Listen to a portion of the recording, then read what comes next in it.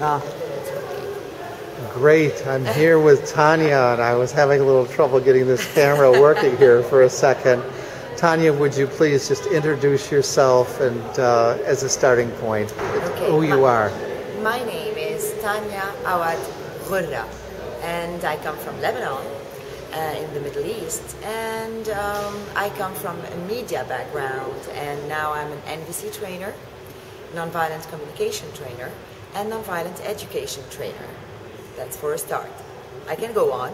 Okay, and now talking about like why we happen to be here, you are also now involved in another dimension of your training, aren't you? As an iMA practitioner. Absolutely, and coming from a communication background, how could I not be involved in iMA? Because, I mean, it's a clever and simple and friendly user tool to better communicate with people around us. So it was, I think, only natural that we met. I got introduced to iMA, and I got intrigued and started from there.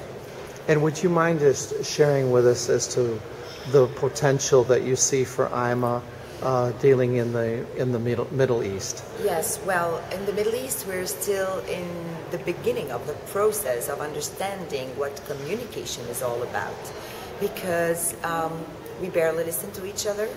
We talk, we don't communicate, and we think we're communicating. And when I started teaching NVC, I realized how far we are from the basics.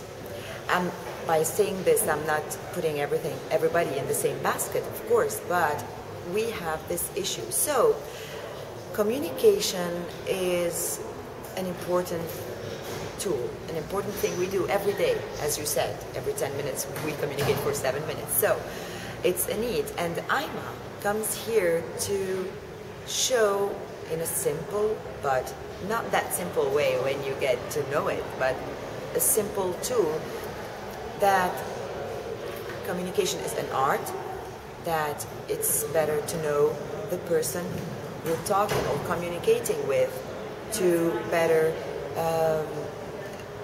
be on the level of his or her expectations, and vice versa. So iMA for the Middle East is innovative, is a need, and there's so much potential to become an iMA expert. Now, I know that we have a questionnaire for you, and the address is ima-peace.com. And how do you see that this is going to be able to help in your desire to help promote peace within the Middle East? Well, I mean, this is enormous. I started to send it to friends of mine, and the feedback, because I always try this with my entourage, and the feedback came really quickly, and people are intrigued, they want to know more, and I already sent some tips to some of these friends. They are around 70 people until now, or I don't know, maybe 80 people who answered the questionnaire.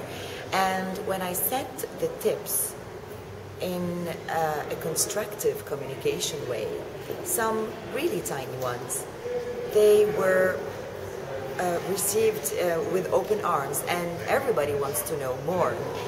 Whenever I talk about iMA, I get the same answer always. Wow, this seems interesting. How can we know more about the subject? So it is a tool to build peace through communication, because this is what I believe in. I believe to reach peace, you have to start communicating, and iMA is the perfect tool for me to do that. Wonderful. Well, we're so delighted to have you representing us there in Lebanon, and also carrying this word throughout the Middle East. And we'll be very excited about the future and being able to work with you to help bring people closer. Well, I'm proud to be on the board of iMA. It's an honor to be. Thank you, Tanya. It's been great to spend the time with you here in London. All the best. Great to spend time with you.